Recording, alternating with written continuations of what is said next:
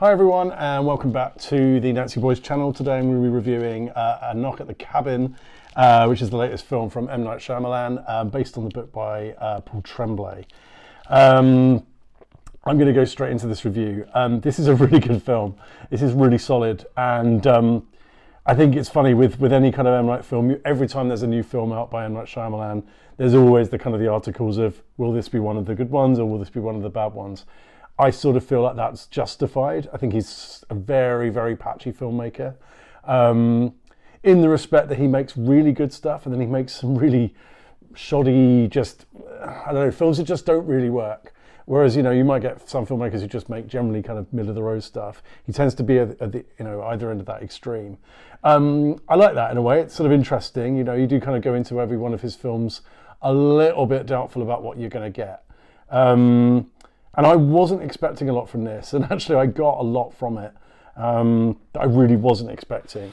So let me I'll quickly run through the plot synopsis of the film. So we follow a little girl called Wen and her two dads, Eric and Andrew, going off to a cabin in the woods for a sort of weekend getaway. And they're approached by a kind of group. I can't describe them. They're just a group of people that to show up at the door, demand to be let in. And the sort of the setup of the film, this isn't a spoiler, is essentially they're asking one of the three, one of the family to make a sacrifice in order to save humanity. So there's a looming apocalypse about to happen. And and their ask is, will you give up your life to save humanity? I think to go beyond that plot synopsis, I'm probably going to give sort of too much away. And I think I want to keep this review spoiler free as much as possible because it is really worth seeing. It's a really good film. I think if I'd start talking about it, it's kind of not going to do it justice. You're better off really just going straight in. I might cover off a few sort of spoilery bits at the end of this video. So I'll let you know when that's coming if you want to switch off. But I really would recommend going and see this. This is probably one of the tensest I've been in the cinema for a long time. I've genuinely sat there not knowing where this was going. My brain was going to lots of different places about how I thought it might play out. Therefore, quite a lot of dread. Really not a feeling I was expecting to get from an M Night film because he's just not that kind of filmmaker for me. I find his tone generally quite cheesy and sort of kind of hard to swallow. Even The Visit, which I thought was not a bad film, still had a real cheese element where it was kind of exhausting to watch at times. This was really good, and there's kind of lots going for it. I think in terms of the performances, it's a great cast. I think Dave Bautista really is becoming, a bit of a treasure. He's one of these people that we just need to protect. That man is just a decent person. He can convey a lot of emotions just, through the way his eyes look, the way he kind of presents himself. He's very sympathetic. And this film really does wrestle with your sympathies. There isn't really an obvious baddie in the movie. And again, without that giving too much away, the setup, would suggest that there are no bad guys in this film. It's everyone in an awful predicament. And just trying to get through a kind of an awful situation. So Dave Bautista plays Leonard. You've got Rupert Grint in there as well, in a slightly smaller role. And then you've got the two boys playing Andrew and Eric. And the actress that plays Wen, and I'm really sorry I haven't looked her name up, but she's just wonderful. I think she's got to be about 7 or 8 years old in real life. And she is just very, very good. She's sort of the heart of the film. You really do kind of go with it. And actually, I think for the whole film, I think it does just have a lot of heart. There's a lot of genuine emotion. You feel for people, you care for what happens. And as I said, I didn't really kind of have a sense of where this was going.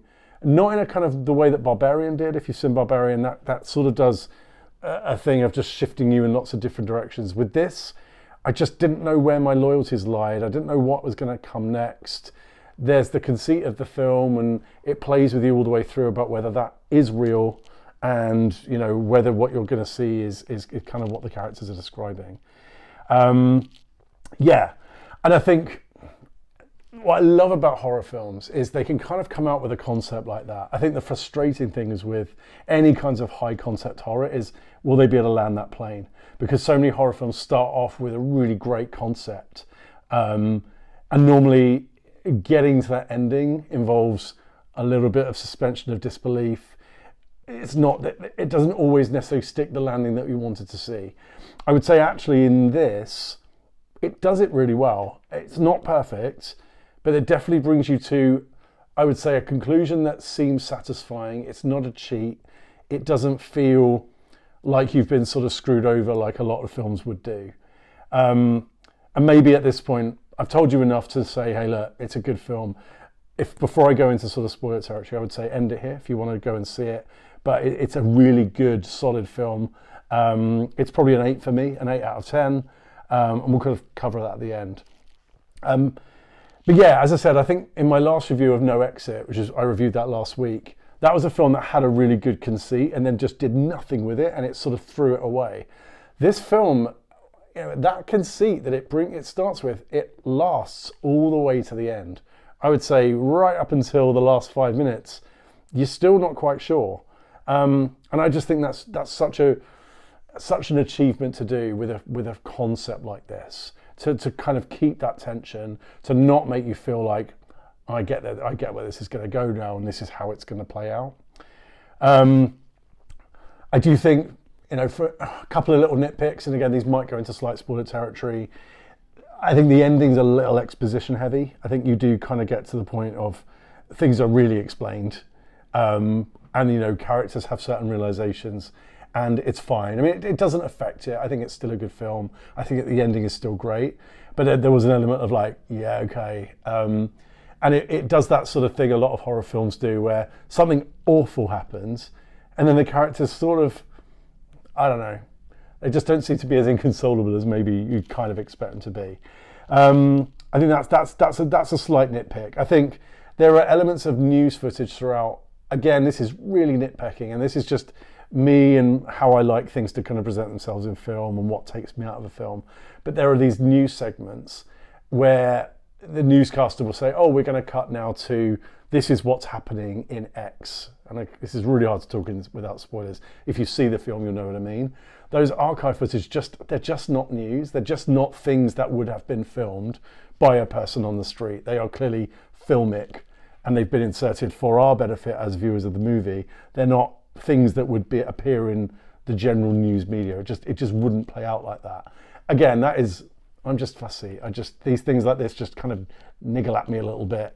And again, some of those news broadcasts, the way they wrap things up, it's not totally satisfying. But again, I'm willing to let it go because this is all stuff that's periphery. It doesn't take away from that real tension that's sort of ratcheted up sort of through the film.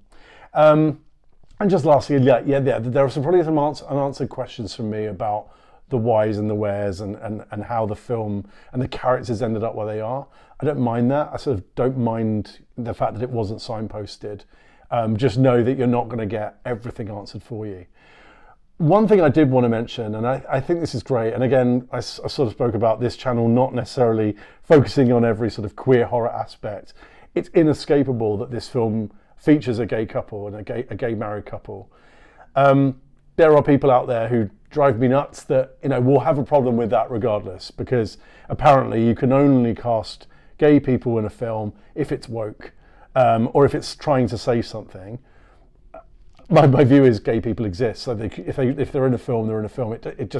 There should be no agenda, and there isn't an agenda. That's just how it is. What I liked about this film, which I didn't realise going into it, was there is a reason why they chose a gay couple. So it isn't for those people that think there has to be a really good excuse for us to be in a film. Well, there is a good excuse, and it makes no difference because we can be in films and we can be characters, and that's totally fine.